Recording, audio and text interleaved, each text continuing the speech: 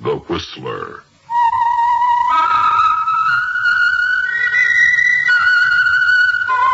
Presented by the United States Air Forces in Europe.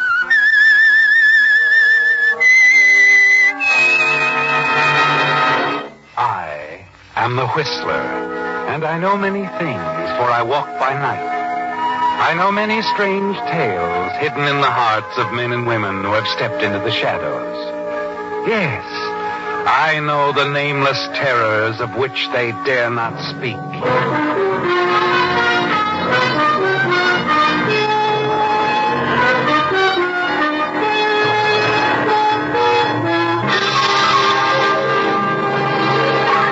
The Whistler will continue in just a moment, but first this message from the United States Air Forces in Europe. And now, the Whistler's strange story, Ticket to Nowhere.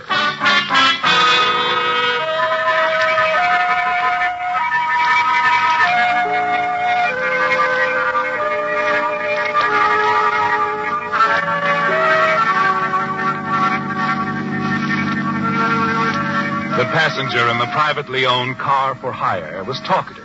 And to the driver, Lee Corby, the things his passenger was saying were more than interesting. Lee didn't exactly hate his work, because owning his own car and operating as an individual, he was in a position to take advantage of certain situations. That's why the rambling chatter of this particular passenger hit him so strangely. Yes, you just listen closely, don't you, Lee? Without a thought of interrupting as he prattles on, when contented. you feel like talking and there's no one else around, you've got to talk to a stranger, huh, driver? Yes, sir. I've got the key to a new life. A fortune. Yes, driver, a fortune. Something I've waited for nearly 15 years. Oh, it isn't just that I've had a few drinks, driver. I've just got a howl tonight, that's all. It's my night.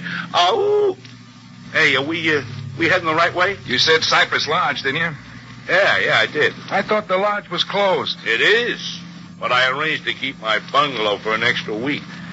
That briefcase have anything to do with it? Briefcase?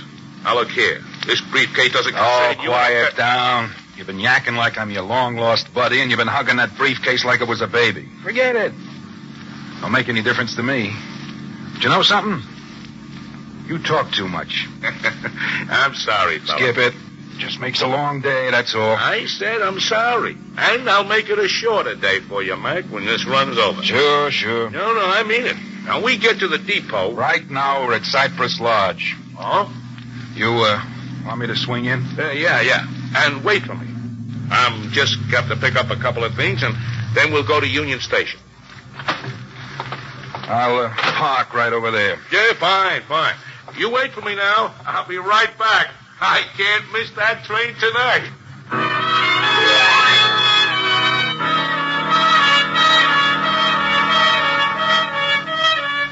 You watch him walk away toward the lodge and its row of bungalows, disappear into one. He's only gone a few minutes when you're suddenly startled at the sound of a shot. You freeze listening. And you get out of the car, run to the bungalow your passenger entered, and you look through the window. You can't see very well, but the lone court light enables you to discern a man's body on the floor. It looks like your late passenger, doesn't it, Lee? Lying inert and still, apparently dead.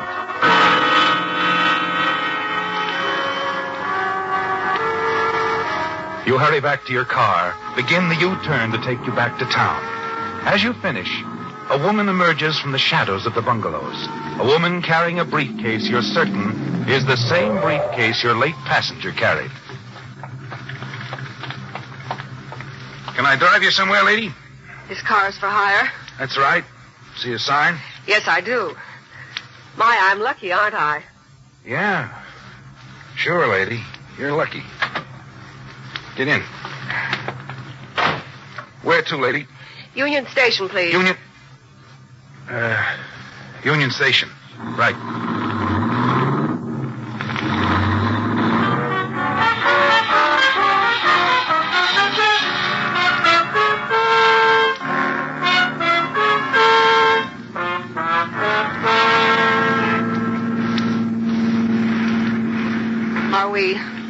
Almost there? Sure, almost there. It's these traffic lights that's holding us up. Ah, there's another. Lady. Yes? I guess this is what I've been waiting for. What are you talking about? Right next to us at the curb. A squad car, 2 policemen. So? So, do I yell for help? Or do you toss your purse with a gun in it up here on the front seat?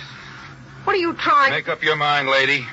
If you blast me here, you're as dead as I am with those 2 cops sitting there. If you cooperate, well... All right, here. Thanks. Now the briefcase. No. Lady, I guess you don't hear so good. I said... Take it. A ticket to nowhere or anywhere. You know, I'm burning up with curiosity about that briefcase, lady. So, what are you going to do about it? I'm going to find a nice, quiet little cocktail bar, and you and me, we're going to talk. I'll miss my train. Maybe. But I won't miss mine. Relax, sweetheart. I may even pay for the drinks.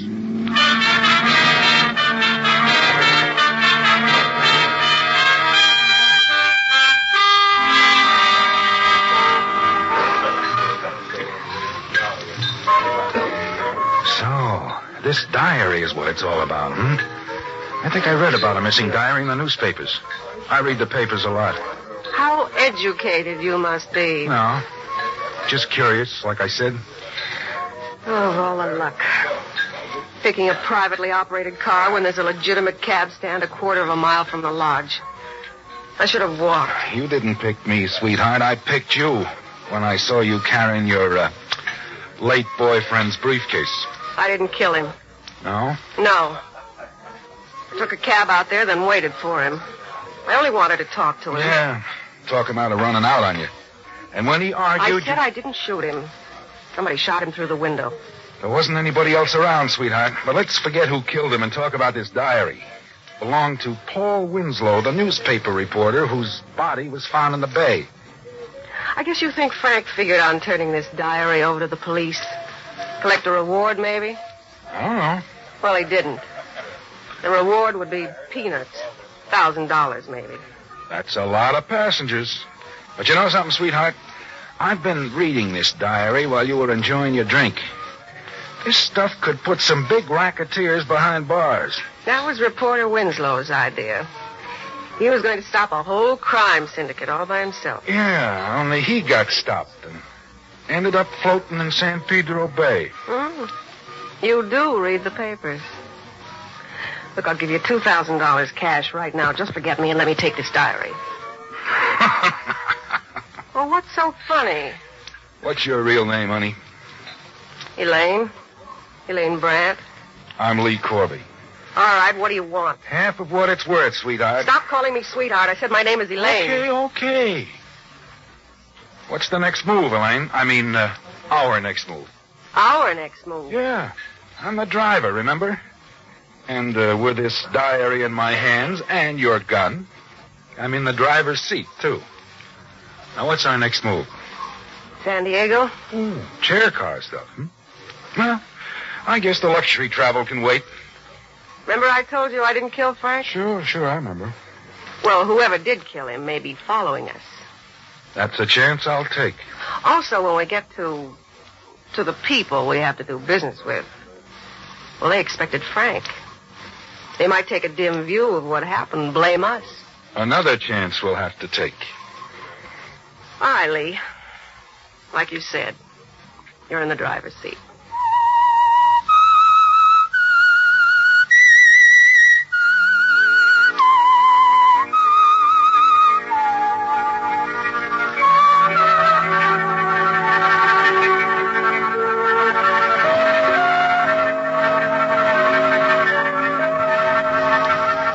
It's something you've thought of many times, isn't it, Lee? But you didn't expect it the way it happened last night. The man in your car, his talk about the key to a fortune, his unexpected death. Then Elaine Brandt unwittingly stepping into your car carrying his briefcase. She has to deal with you, doesn't she, Lee? She doesn't like it. But you have the diary prepared by the dead news reporter. And you don't intend to give it up. until Elaine contacts the underworld people who will pay off for its return and destruction. The next day in San Diego, Elaine is even more annoyed at what you tell her in the cocktail lounge of the Carlin Hotel, where she is staying. You put that diary in the mail?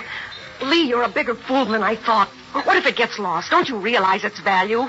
Why did you do such a stupid thing? Because I'm not stupid. I got thinking about what you said. Maybe we're being followed. So what? Nobody's going to hurt us if we haven't got the diary, Elaine. They're going to treat us real nice till we tell them where it is. I see. Good. Finish your drink, sweetheart. Relax. The first mail tomorrow will bring us exactly what we need to collect.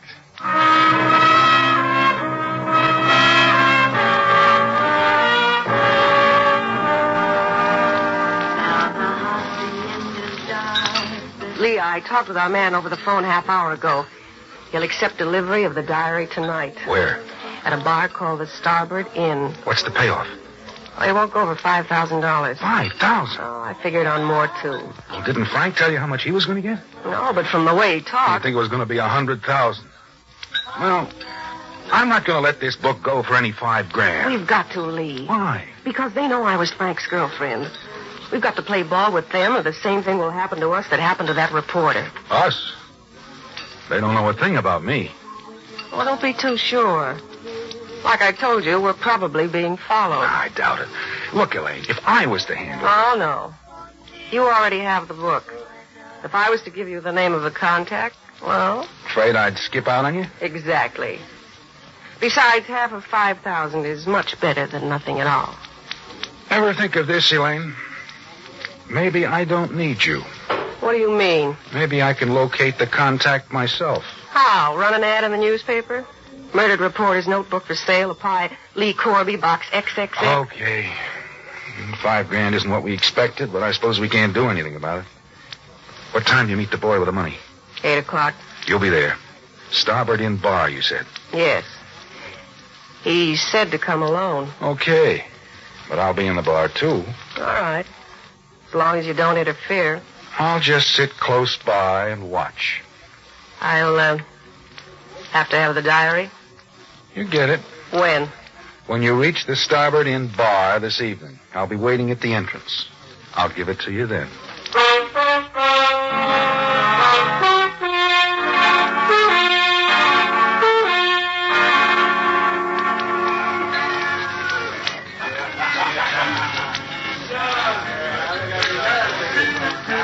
Just like I was telling you, mister. The Dodgers should have won. You know that. It's like, you know what I'd have done if I'd have been dressing? Huh? Oh. Excuse me, bartender. I wasn't listening. Oh. She a friend of yours? Who? That girl back there in the booth. The one with the red hat. Oh, yeah. Slight acquaintance. You've been looking over that way ever since that fat boy sat down next to her. Maybe I'm jealous. You, know him? Oh, usually drops in for a beer before going to work. He's a night clerk over at the Carlin Hotel. Night clerk? Yeah. That guy? Sure. Something wrong with that? No, I just figured he was a big shot. How about another drink? Yeah, scotch and water, huh? Right.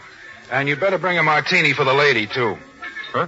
Her, fat friend is just leaving. I'm going to join her. Sure thing, mister, sure.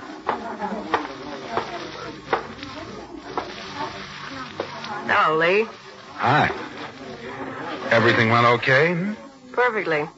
You saw it. Satisfied? What about your fat friends? He satisfied? He has the diary. We have the money. Here, I've already taken my share. $2,500. Your half is in the envelope. Yeah, thanks. Aren't you going to count it? No? I trust you, sweetheart. What's more, I've ordered you a drink. Thanks. No. Oh, why don't you de-ice a little, honey? What's there going to be in sore? We've made a few bucks, and I'm looking for some laughs and maybe see the town. Then you better buy yourself a comic book and a ticket on a sightseeing bus. You'll have a ball. So long, Lee. Don't think it hasn't been charming. Why, my dear Miss Brandt, do you mean to say that this is goodbye? Exactly. And when I get back to L.A., I'll make it a point never to ride in any car but my own.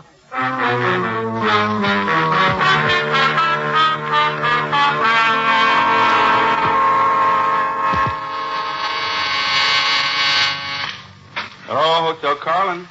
Yes? One moment, I'll connect you. Sorry to have kept you waiting, sir. Oh, that's all right, Clarke. I just want to leave a message. Very well, sir. The message is for... I'll leave that up to you. Up to me? I'm afraid I don't understand. It's about that envelope you picked up at the starboard bar 20 minutes ago. I picked up an envelope? Yeah, and you can relax. I'm not the law. About that envelope. You handed the lady another envelope containing $5,000. That's a lot of money to pay for a blank diary. What? The diary was a blank, Buster. But I know where the real McCoy is, and I'll make a deal. I see. You can relay that information to your boss. I'm going back to my hotel now, the Alton, room 612. I'll expect a call in an hour or so. And remember, no rough stuff, or the diary goes straight to the cops. It's all arranged.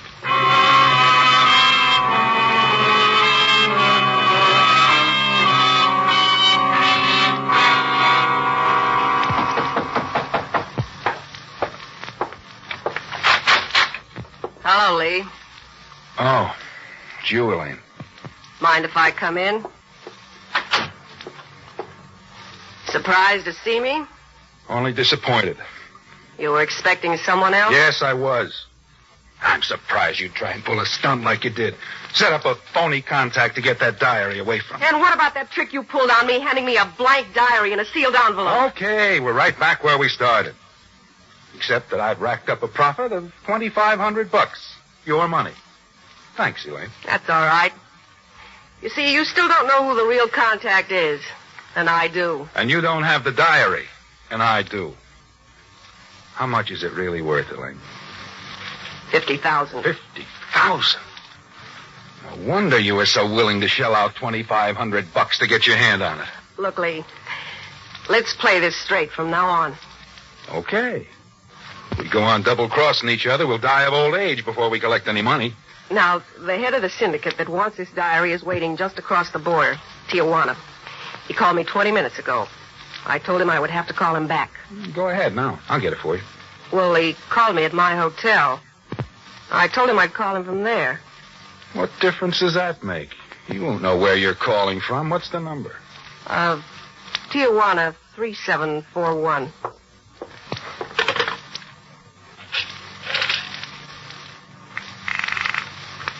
Yes, Mr. Corby. Get me Tijuana 3741, will you please? Tijuana 3741. Very well, sir. Call you back in a moment. Thank you. Who is this guy? His name is Sanchez. He's top man in the syndicate? As far as I know. Huh. That must be your friend. Answer it. Hello? Oh, that's all right. I'll talk to him. Hello, Sanchez. This is Elaine Brandt. Elaine. Just a moment, Sanchez. What is it, Lee? Hold the receiver to one side so I can listen in. Sanchez? Senorita Brandt, I have been waiting for your call quite anxiously. Everything's arranged. I can be at the Cafe Ruiz with everything you want by 10 o'clock. Is that agreeable? Very. The Cafe Ruiz, 10 o'clock. I will be waiting, Senorita Brandt. Adios. Well, Lee, you heard. Yeah, I heard. Satisfied this time? Really satisfied. Well, I'll go back to my hotel. You check out, rent a car, and pick me up out front in about a half hour. We're due to meet Sanchez in Tijuana at 10. I'll be there. And remember, Lee, no more tricks. Neither of us can afford them.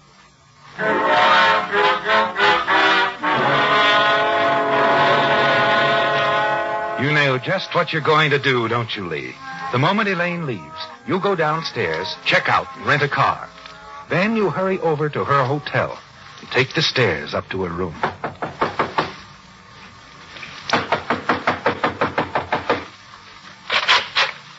Lee, what's the idea? Inside, Elaine. You said you'd pick me up downstairs. What's the idea of the gun, Lee? You've been picked up for the last time, Elaine. But why? I don't trust you.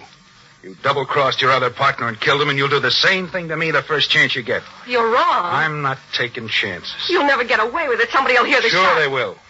That won't make any difference. You see, the first thing I'm going to do is lock your door. And I'm going to leave by that fire escape outside your window. By the time they force that door, I'll be in the car on the way to Tijuana. Well, they'll see you. No, it's pretty dark.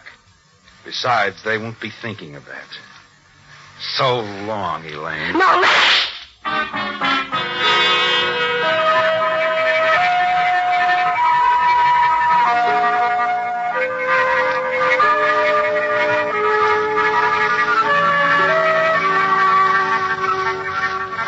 With Elaine Brandt dead in her hotel room, and nothing to connect her with you, you're certain you're in the clear as you drive across the Mexican border in the car you've rented. Now you're certain you only have to meet the man named Sanchez, deliver the diary you're carrying in your overcoat pocket, and receive $50,000. You arrive at the cafe right on time, and a waiter points out Sanchez sitting at one of the rear tables. What is it, senor? Mind if I sit down, Sanchez? Should I, senor? I don't think so. You're expecting Elaine Brandt. Si, I am. She won't be here, but I have the diary your syndicate wants. That's all you're interested in, isn't it? That was part of the bargain, si. Part of it? What do you mean? When the Senorita Brandt arranged this transaction a week ago... A week ago? She promised to deliver two things. To me, as representative of the syndicate, the diary. Second, she was to point out a killer to the police. What? The killer of the newspaper reporter Paul Winslow. He would, of course, be unaware of the fact he was walking into a trap. Wait a minute. This doesn't make sense. You're trying to tell me your syndicate would allow Elaine to put the finger on one of their own killers? A moment, senor. I am afraid you are confused. I should explain that I represent a newspaper syndicate. The syndicate that Paul Winslow was working for when he was murdered. What? I would advise you to remain seated, senor, and to keep both hands on the table. The police are sitting all around us. They are planning to question Senorita Brandt very closely. They are anxious to know how she got possession of the diary. She's the one you want, not me. She killed Frank, too. Who is this Frank? He's the one that killed your reporter, Winslow. Elaine Brandt double-crossed him and killed him. Frank was the killer she was going to turn in. Perhaps. And then again, perhaps the killer has delivered himself. You, senor. Me? Now, wait a minute. I didn't kill that reporter. That remains to be seen. The Senorita Brandt should be able to tell us. We shall go with the police and call on her together at her hotel. If you are not the killer, I am certain she will clear you. Listen next week when once again the United States Air Forces in Europe present The Whistler.